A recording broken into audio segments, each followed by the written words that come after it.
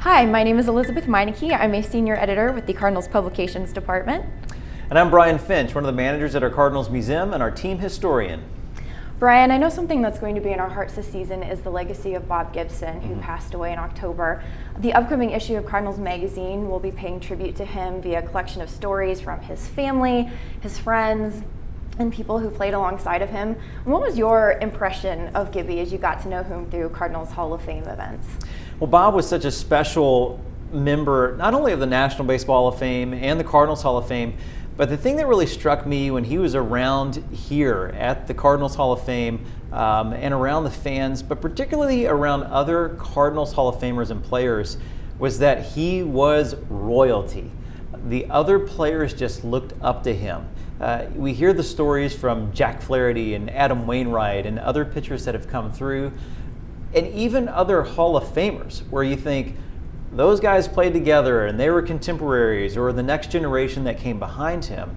They just approached Bob with a sense of awe and sometimes reverence.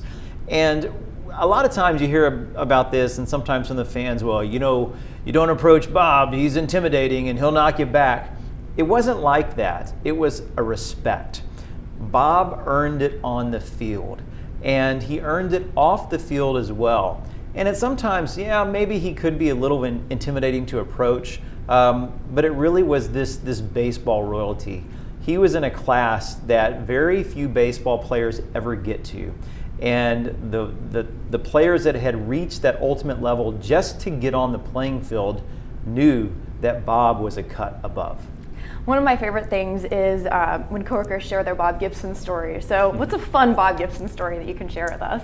You know, just a couple years ago, Bob was always very gracious to come back for our Hall of Fame induction ceremony, which we've been doing since 2004 to annually induct another class to the Cardinals Hall of Fame and award more red jackets, which is a great honor to any Cardinals player, right? It's something that we want to bestow upon and have this incredible privilege.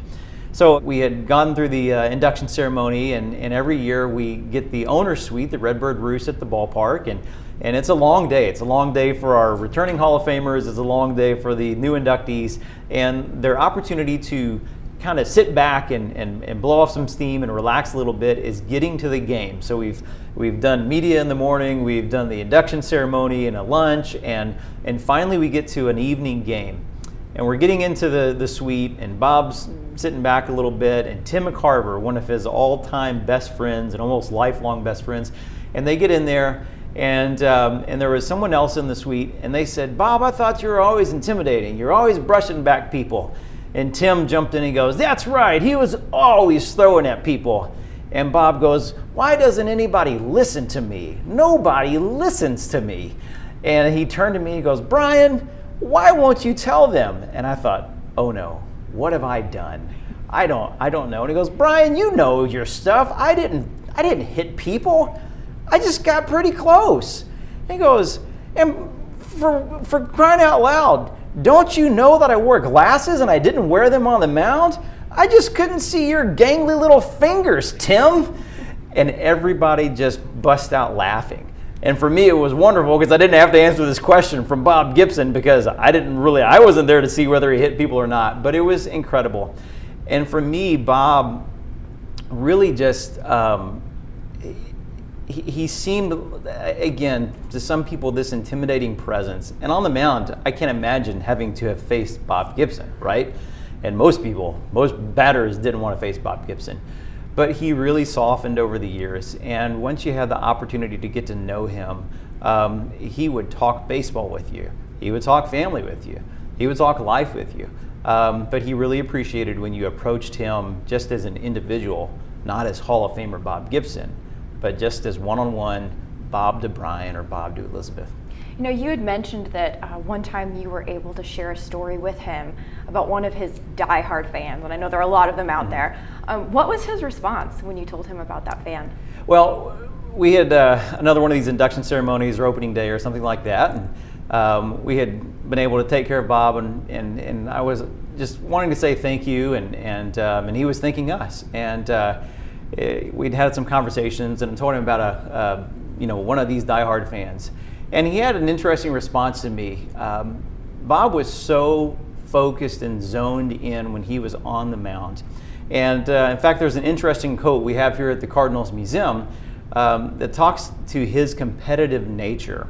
And he said, even playing tic-tac-toes with one of my children, I couldn't lose. Like, it's not that I had to win, I just couldn't lose.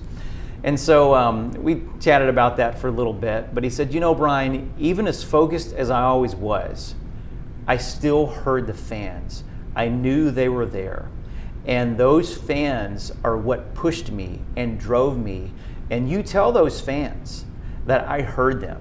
So anytime somebody says they were a diehard fan of mine, you let them know that I heard them. I heard every one of them, and they were one of the reasons that pushed me to be as great as I was able to be on the mound. When you hear comments like that, it just shows, like, again, not just the greatness as a pitcher, but to me, the greatness as a man that Bob Gibson was. Yeah, you know, I know that was something that really struck me as we were putting together this tribute issue, was how much more there is to the story of who he was as a person. So I'm excited for fans to be able to check that out. You guys as well have one of his jerseys here in the museum. What season is this from? Absolutely. This is one of his home white jerseys from 1968. Of course, one of the greatest seasons by any pitcher in modern Major League history. 1968 was considered the year of the pitcher, and of course, Bob set the modern Major League earned run average record for a single season with 1.12. It's one of the all-time great records in Major League Baseball and one of the all-time great numbers. We all know that now with 1.12. And of course, in World Series play, it's right next to the 1967 World Series Championship Trophy. This is the very first World Series trophy in baseball history. Oh, wow. Before 1967, they didn't give away a trophy. If you won the World Series, you kind of got a pat on the back and the opportunity to create your own banner the following season for opening day at your ballpark. But Bob, was a big part of that 67 World Series championship, and of course 1964. As many fans know, in 3 World Series, he had 8 complete games, 9 starts, 8 complete games, and then 7 wins, I think is the stat there. I hope I got all that correct there. The numbers just go on and on with Bob Gibson, but you said it best. More to Bob than just the pitcher, an incredible human being. And frankly, his numbers are so overwhelming that the human stories sometimes get lost because he was such a fascinating and incredible pitcher. He was a legend in so many ways. Absolutely. Thank you for being with us, and fans, please do make sure to check out the upcoming issue of Cardinals Magazine, and as well the tributes to Gibson throughout the Cardinals Hall of Fame Museum when it opens.